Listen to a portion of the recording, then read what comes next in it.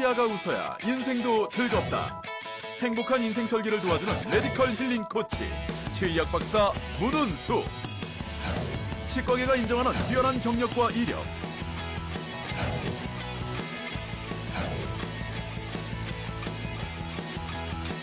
노블리스 오블리제를 실천하는 휴머니스트. 알기 쉬운 메디컬 상식과 뜨겁고 진솔한 인생 이야기.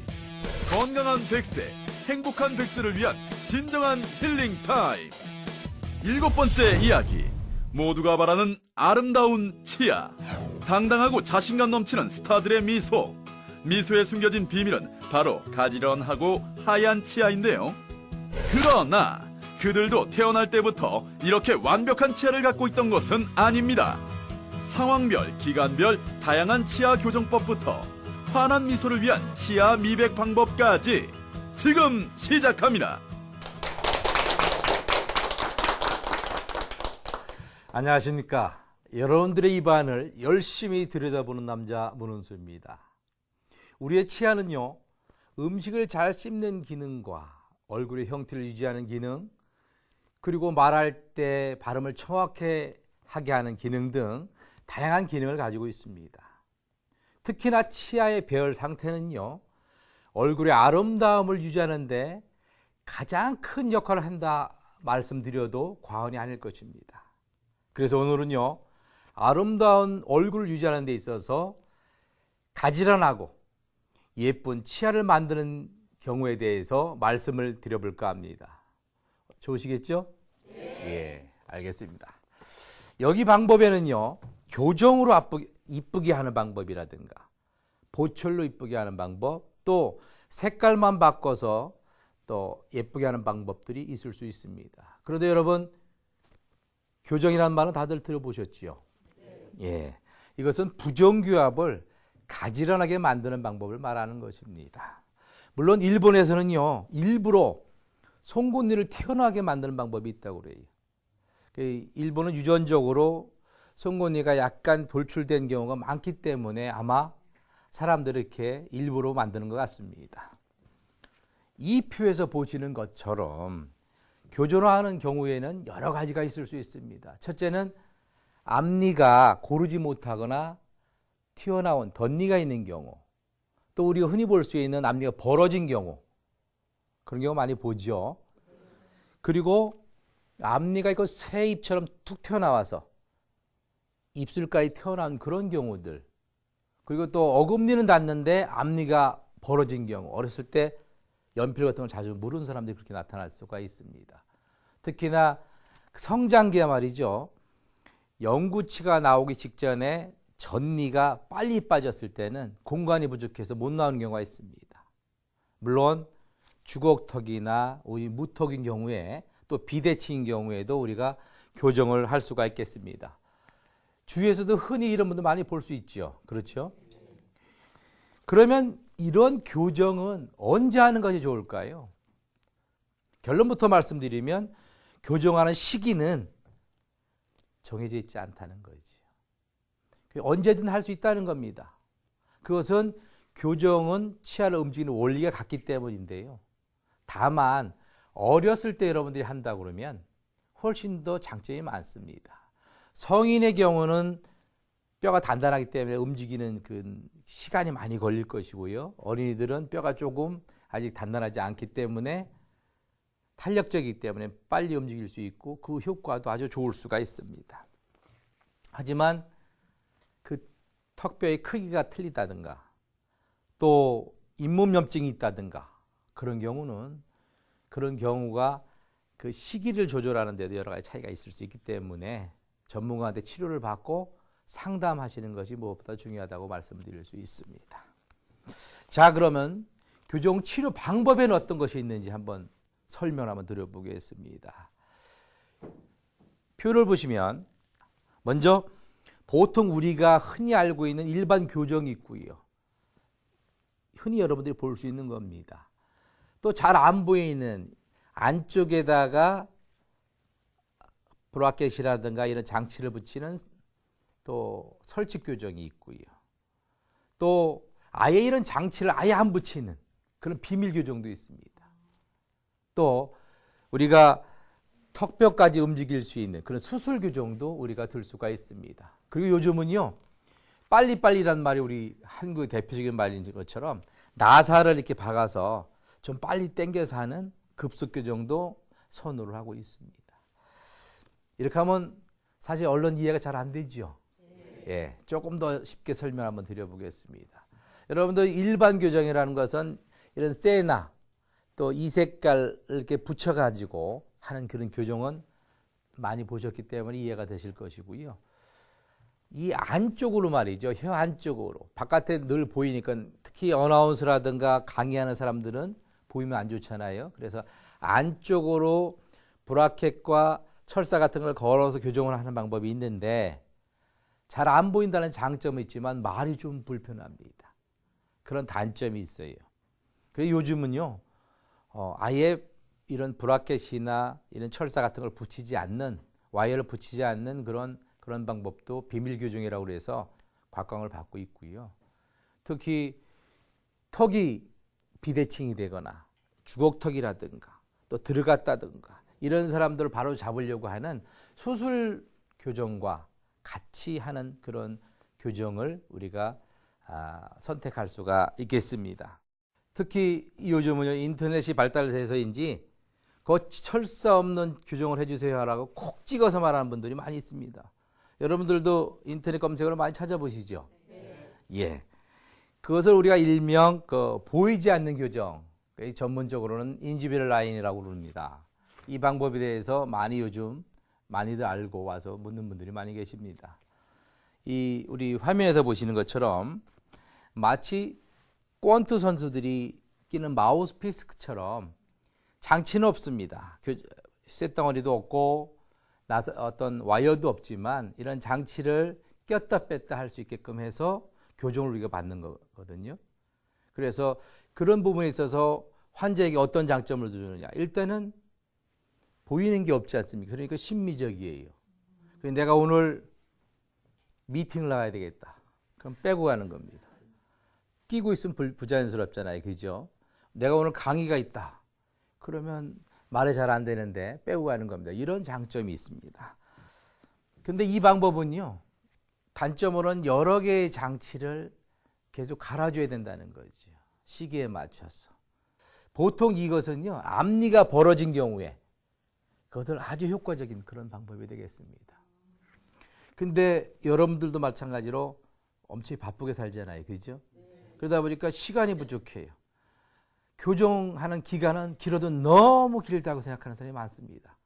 그런 분들을 위해서는 어쩔 수 없이 요즘 심미적인 보철이 많이 나와 있기 때문에 그런 방법들을 우리가 선택할 수도 있겠습니다.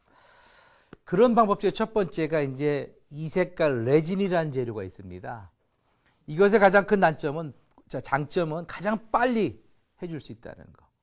또 자연스럽게 해줄 수 있다는 장점이 있습니다.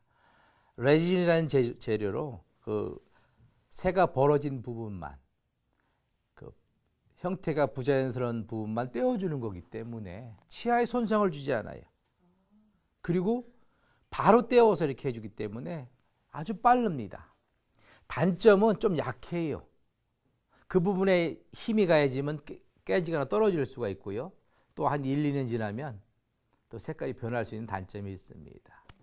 그래서 이와 같이 자주 가는 것이 또 싫은 사람들은 앞면을 살짝 깎아서 붙이는 그런 라미네이트라고 하는 또 아주 예쁜 그런 보초를 해줄 수가 있습니다. 이 라미네이트는 화면에서 보시는 바와 같이 앞니의 이가 작거나 새가 조금 뜬 경우에 그 앞부분만 깎아서 이렇게 손톱같이 예쁜 보철물을 붙여주는 그런 방법입니다. 그러나 이 상태가 아주 심하거나 또 공간이 크거나 그럴 경우는 이 붙이는 것 갖고는 안 되기 때문에 올 세라믹이라고 해서 이 색깔의 재질로 전체적으로 깎아서 붙이는 방법도 우리가 선택할 수가 있습니다. 이것은 치아 사이가 떴을 뿐만이 아니라 또 색깔도 변했고 또 형태도 아주 이상할 경우에 전체를 깎아서 자연스럽게 만들어줄 수 있는 좋은 방법 중에 하나입니다. 최근에는요, 컴퓨터로 깎는 캐드캠 시스템이 개발이 돼서 좀 더 정확하고 또 빠르게 해줄 수 있는 방법이 있기 때문에 여러분들이 선택하신다 해도 후회가 없을 것 같습니다.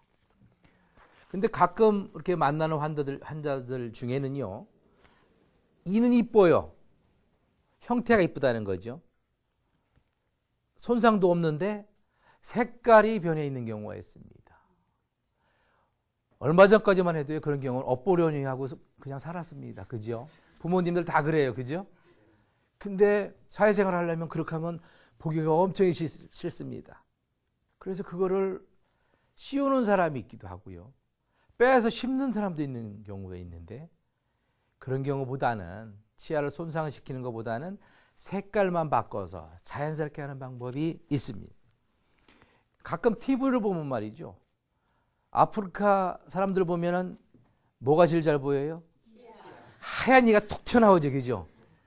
그렇다고 우리가 피부를 까맣게 태울까요? 그것도 아니죠. 그죠? 그러기 때문에 그렇다고 해서 우리가 그냥 살 수 있는 것은 아니고요. 보통 살다 보면 웃음도 이상하고요. 손을 자꾸 가리게 되죠. 그죠? 미치게 됩니다. 앞니가 이상하면. 그죠? 이러한 경우, 치아가 누런 경우에는 무작정 색깔을 뺀다고 생각하면 또 오산입니다. 그 원인에 따라 틀리기 때문입니다. 먼저 원인을 살펴보면요, 나이가 들면서 자연적으로 노래지는 경우가 있습니다. 또 커피, 콜라, 간장, 고추장 이런 거에 의해서 착색되는 경우도 있습니다. 먹지 말라는 게 아니라 그런 걸 드시고 나서는 반드시 5분 이내로 양치질을 해달라는 것입니다. 그리고 우리 흡연으로 니코틴, 요즘 흡연 하시는 분들이 관세를 많이 받죠.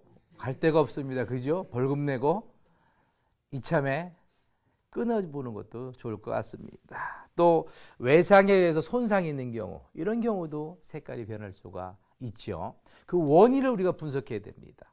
특히 말이죠, 성장기에 테트라사이클이라는 그 항생제를 잘못 먹었을 경우에는 치아가 형성되는 시기부터 색깔이 변하기 때문에 이 색깔 미백 가지고는 안 되는 경우가 많습니다. 그래서 좀 전에 말씀드린 깎아서 붙이는 라미네이트를 한다든가, 그래도 안 되는 경우는 올세라믹으로 전체를 깎아서 붙이는 그런 방법을 선택할 수가 있기 때문에 원인을 정확히 알아야 결과를 예쁘게 우리가 할 수 있기 때문에 분석할 필요가 있다는 것입니다. 특히나 우리가 사고나 또 충치에서 신경을 치료한 경우에는 치아가 새카매지거나 노래지는 경우 많이 보죠. 이런 경우도요, 무작정 깎거나 씌우지 마시고요, 우선은 색깔을 환원시켜서 치아를 살릴 수 있는지를 먼저 평가를 하는 게 중요합니다. 그래서 평가를 해봐서 우리가 할 수 있으면 실활치 우리가 미백이라는 방법을 이용하다 보면, 그림에서 보다시피 이렇게 누런 것이 이렇게 정상 색깔로 돌아올 수가 있는 경우들이 많이 있기 때문에 여러분들이 무작정 깎거나 빼거나 이런 것보다는 미백을 먼저 생각해 보는 것이 어떨까 생각을 합니다. 단지 이런 미백을 할 때 조심해야 될 것은요, 이 약재가 상당히 독성이 강합니다. 그래서 보시는 바와 같이 이렇게 부작용으로 입술이 툭 튀어나와서 이게 부어오르는 경우가 있고요, 경우에 따라서는 원상회복이 되지 않는 영구적인 변형이 있을 수 있기 때문에 전문적인 병원에서 전문가한테 치료받는 것을 추천해 드립니다.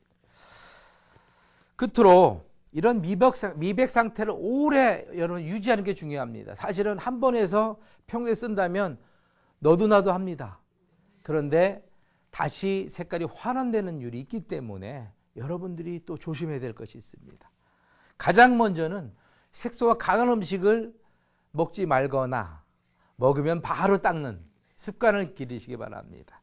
그리고 치아 사이가 이렇게 또 색깔이 침착된 경우가 많거든요. 그렇기 때문에 칫을 사용하고 올바른 양치질 방법을 사용하는 것이 무엇보다 중요하겠습니다. 그리고 또 하나는 규칙적인 스케일링을 해주면 여러분들이 해서 안 되는 부분들은 또 전문가들이 속속들이 해주기 때문에 색깔을 원래 유지할 수가 있고요. 또 리터치라고 합니다. 6개월에서 한 1년 정도에 한 번씩 조금씩 색깔이 짙어지는 것을 다시 환원시켜 줄 수 있도록 재미백을 살짝 해준다면 여러분들이 아름답고 이쁜 치아를 오래 유지할 수가 있는 것입니다.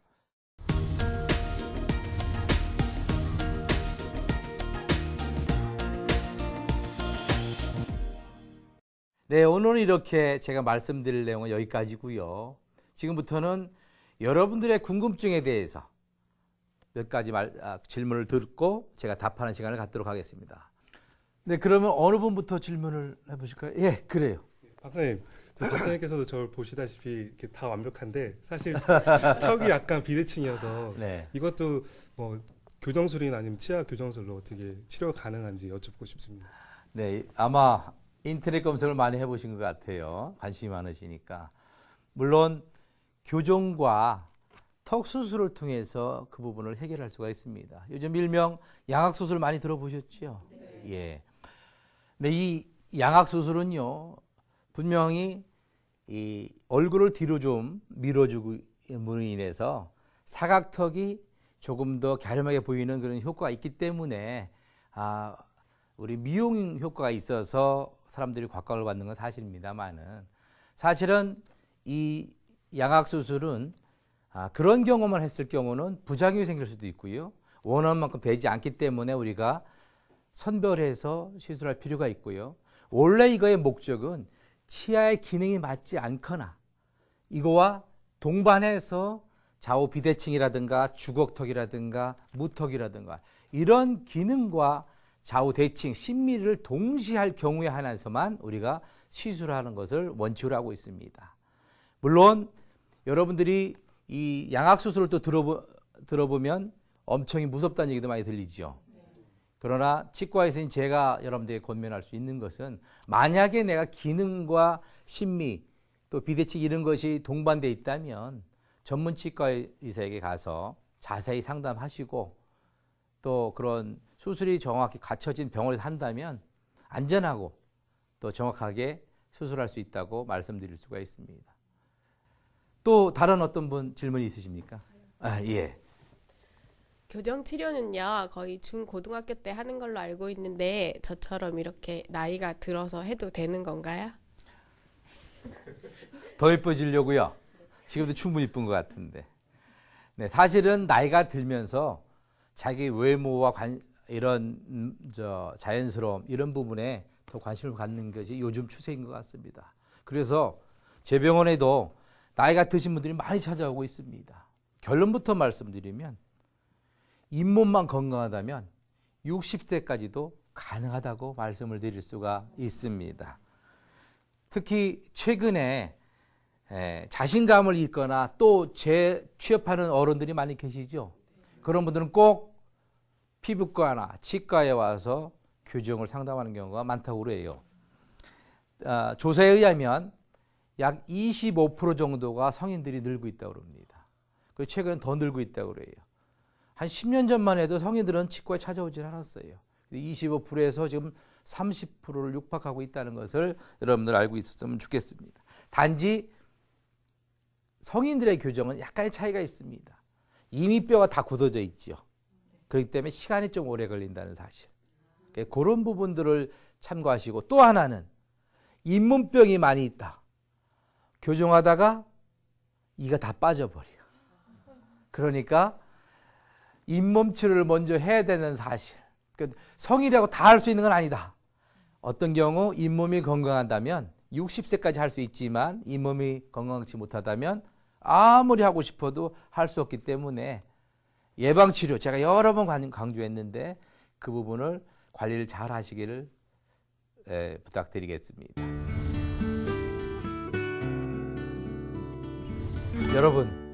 여러분들은 지금의 자리에 얼마나 만족하고 계십니까? 저는 98%는 만족한다고 말씀드릴 수가 있습니다.